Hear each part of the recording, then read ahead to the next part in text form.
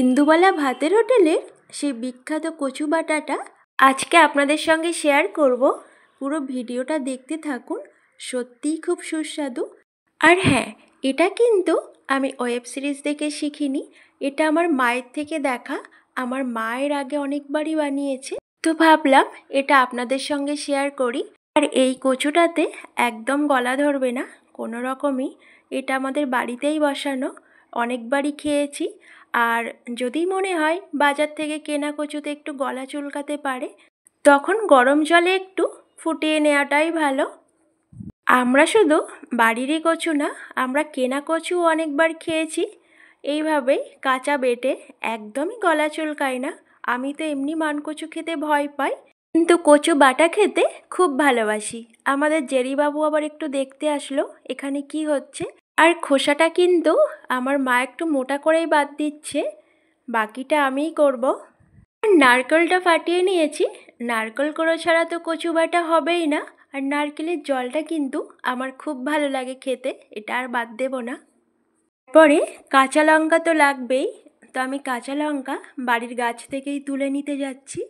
আমরা বাড়িতে লঙ্কা খুবই কম খাই, গাছে যেগুলো হয়ে আছে ওটাতেই অনেক হয়ে যায়, যখন দরকার পড়ে গাছ থেকেই তুলে নিই। আর এই দেখুন গাছে কত লঙ্কা হয়ে আছে, আর এগুলো কিন্তু খুব বড় না, এগুলো ধানি লঙ্কা, একটু সাইজে ছোট। আর গাছে এত ভরে গেছে, আমরা খেয়েও সবসময় গাছে, পাখিরা তো একদম একটু পেকে গেলেই খেয়ে নেয়, আবার সবাইকে দিই, আশপাশের মানুষজনের খুবই পছন্দ করে। আর ছোট ছোট হতে পারে, এত ঝাল এটাতে। সবসময়ই গাছ থেকে তুলি, তাও যেন কমে না, একদম গাছে ভরে ভরে হয়। যাদের বাড়িতে একটু লঙ্কার প্রয়োজন বেশি, এই গাছটা বাড়িতে যাদের মাটি নেই নিচে, টবে ছাদেও লাগাতে পারেন, সারা বছর কম বেশি লঙ্কা হয়, খুবই ভালো। টুকিটাকি দরকারে গাছ থেকে তুলে নেওয়া যায়, দেখতেও অনেক ভালো লাগে। কচুটা একটা গ্রেটারের সাহায্যে একটু গ্রেট করে নেব, তাহলে আমার বাটতে অনেক সুবিধা হবে। এই দেখুন কত তাড়াতাড়ি হয়ে যাচ্ছে।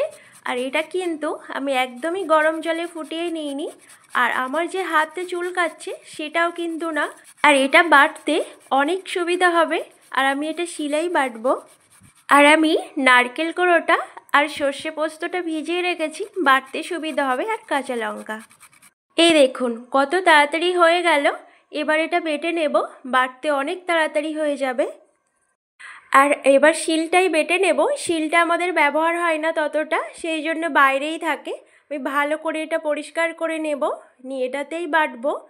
আমি আগে সর্ষে আর পোস্ত একসঙ্গেই বেটে নিচ্ছি, তারপরে অন্যগুলো বেটে নেব। আর শিলে ভালোই লাগছে, অনেক দিন পর শিলে বাটছি। আমার মা মাঝে মাঝে বাটে শিলে, ভালোই লাগে। আর আজকে অনেক দিন পর আমি বাটছি, বেশ হচ্ছে তাড়াতাড়ি। আমি বেশ কিছুটা লঙ্কা দিয়ে আবারও তুলে নিয়েছি, কারণ আমি ভিডিও শুরুতে বলেছিলাম আমরা একদমই লঙ্কা খাই না, তাও কচু বাটাতে আজকে একটু দিয়েছি বেশি। আর আমি বাটার সময় লবণটা একেবারে দিয়ে নিচ্ছি, আর কাঁচা লঙ্কা, নারকেল কোড়া, কচুটা একসঙ্গেই বেটে নিচ্ছি। কাঁচা লঙ্কা, নারকেল কোড়া, কচু বাটা হয়ে গেলে তারপরে যে পোস্ত আর সর্ষেটা বেটে রেখেছিলাম সেটা মিশিয়ে নিয়ে একসঙ্গেই বেটে নেব। আর এটাতে লবণ দেওয়া আছে, যদি একটু লবণ লাগে পরে দিয়ে নেওয়া যাবে। তো আমার সবগুলো বাটা হয়ে গেছে, একটু সরিষার তেল দিয়ে নেব। আর এটা কিন্তু বাড়ির সরিষার তেল, একদম খাঁটি তেল, যে কোনো ভর্তা খেতে খুবই ভালো লাগে। আমরা একটু ভর্তা খেতে বেশিই ভালোবাসি, শুধু আমরা না, আসলে অনেকেরই ভর্তা খুব পছন্দ। আর বাড়ির খাঁটি সর্ষে তেল হলে আর তো কোনো কথাই নেই। তো আমি তেলের সঙ্গে ভালো করে মেখে নেব, কাটার পরে শুধু সরিষার তেলটাই দেব, আর কিছুই দেব না। এই দেখুন একদম মাখানোটা হয়ে গেছে, শুধু খাওয়ার অপেক্ষায়। তো আমি কিন্তু মুখে দিয়ে দেখেছি, সত্যি এত টেস্টি হয়েছে।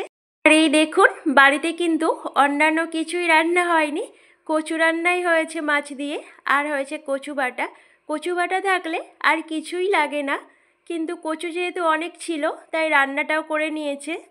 তো আমাদের বাড়িতে আমার দিদি কচু খেতে খুবই ভয় পায়, গলা ধরার ভয় লাগে, তো ওকেই খেতে দিয়েছি। এই কচু বাটাটা এতটাই খেতে ভালো, যেটাতে কোনো গলা চুলকানোর ভয় নেই, ও খুব মজা করে এটা খায়। কাঁচা কচু বলে যে গলা ধরবে, একদমই ভুল কথা। আপনারাও বাড়িতে এইভাবে কচু বাটা বানিয়ে খেয়ে দেখবেন, সত্যি অনেক ভালো লাগবে। আর ভিডিওটা কেমন লাগলো সবাই জানাবেন। সবাই ভালো থাকবেন, সুস্থ থাকবেন।